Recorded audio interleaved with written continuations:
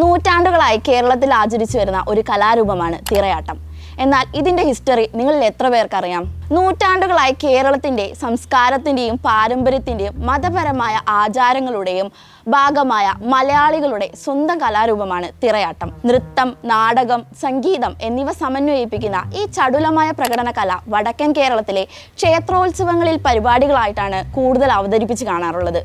ദേവതകൾ, ഭൂതങ്ങൾ, പുരാണ കഥാപാത്രങ്ങൾ എന്നിവയെ പ്രതിനിധീകരിക്കുന്ന വസ്ത്രങ്ങളാണ് തിറയാട്ടത്തിനായി ഉപയോഗിക്കുന്നത്. തിറയാട്ടം യഥാർത്ഥത്തിൽ പുരാതന ദ്രാവിഡ സംസ്കാരത്തിൽ നിന്ന് ഉത്ഭവിച്ചതാണെങ്കിലും കാലക്രമേണ കേരളത്തിന്റെ പൈതൃകത്തിന്റെ ആകർഷകമായ പ്രതിനിധാനമായി പരിണമിച്ചു എന്നാണ് വിശ്വസിക്കുന്നത്. പ്രകൃതിദത്തമായി ലഭിക്കുന്ന വസ്തുക്കളിൽ നിന്നും നിർമ്മിച്ചെടുക്കുന്ന വസ്ത്രങ്ങളും മേക്കപ്പുകളുമാണ് തിറയാട്ടത്തിന് ഉപയോഗിക്കാറുള്ളത്. പരമ്പരാഗത താളവാദ്യങ്ങളായ ചെണ്ട, ഇലത്താളം, തുടി എന്നിവയുടെ താളങ്ങളോടെ ദൈവങ്ങളെ തൃപ്തിപ്പെടുത്തുന്നതിനായിട്ടാണ് തിറയാട്ടം പൊതുവെ നടത്താറുള്ളത്. അതുകൊണ്ട് തന്നെ തെക്കൻ മലബാറിലെ കാവുകളിലും തറവാടുകളിലും തിറയാട്ടം വർഷം തോറും നടത്തി വരുന്നു. തിറയാട്ടത്തെ വെള്ളാട്ട് തിറ, ചാന്ത് തിറ എന്നിങ്ങനെ തിരിച്ചിട്ടുണ്ട്. മൂർത്തികളുടെ ബാല്യത്തെ പ്രതിനിധാനം ചെയ്യുന്നതാണ് വെള്ളാട്ട് കോലങ്ങൾ. തിറകോലങ്ങൾ യമനത്തെയും ചാന്ത് തിറ വാർദ്ധക്യത്തെയും സൂചിപ്പിക്കുന്നു.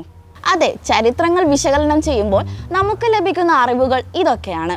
മലബാർ മേഖലയിൽ മാത്രം കൂടുതലായി കണ്ടുവരുന്ന തിറയാട്ടം മറ്റുള്ളവരിലേക്ക് എത്തുന്നത് വായനയിലൂടെയും കേട്ടറിവിലൂടെയും മാത്രമാണ്. എന്നാൽ ശരിക്കും എന്താണ് തിറയാട്ടം? അത് എത്രത്തോളം കേരള സംസ്കാരവുമായി ബന്ധപ്പെട്ട് കിടക്കുന്നു എന്നൊക്കെ ഒരു സിനിമ എക്സ്പീരിയൻസിലൂടെ നിങ്ങളിലേക്ക് എത്തിയാലോ? ഇങ്ങനെ വായിച്ചറിഞ്ഞും കേട്ടറിഞ്ഞതുമായ അറിവുകളാണ് നമ്മളിൽ ഭൂരിഭാഗം ആളുകൾക്കും തിറ എന്ന കലാരൂപത്തെ പറ്റിയുള്ളത്. എന്നാൽ തിറ എന്താണ്, എങ്ങനെയാണ് എന്നെല്ലാം നമുക്ക് ഓരോരുത്തർക്കും കാണാൻ കഴിഞ്ഞാലോ? അതും ഒരു സിനിമയിലൂടെ.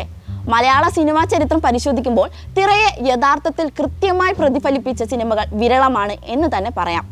എന്നാൽ തിറയാട്ടത്തെ അത്രയേറെ സ്നേഹിക്കുന്ന, ബഹുമാനിക്കുന്ന ഒരു കലാകാരന്റെ കഥ, ഒപ്പം തിറയാട്ടത്തെ അടുത്തറിയാൻ ആഗ്രഹിക്കുന്ന ഒരു പെൺകുട്ടിയുടെ കഥ, അങ്ങനെ പ്രേക്ഷകരിലേക്ക് തിറയാട്ടത്തിന്റെ പുതിയ, ആരും കാണാത്ത കഥകൾ പറയാനൊരുങ്ങുകയാണ് ദേശക്കാരൻ എന്ന ഏറ്റവും പുതിയ ചിത്രം. ഡോക്ടർ അജയ് കുമാർ ബാബു തിരക്കഥയും സംവിധാനവും നിർവഹിക്കുന്ന ഈ ചിത്രത്തിൽ തിറയാട്ടത്തിന്റെ ആരും പറയാത്ത കഥകളാണ് പ്രേക്ഷകർക്കായി ഒരുക്കി വെച്ചിട്ടുള്ളത്.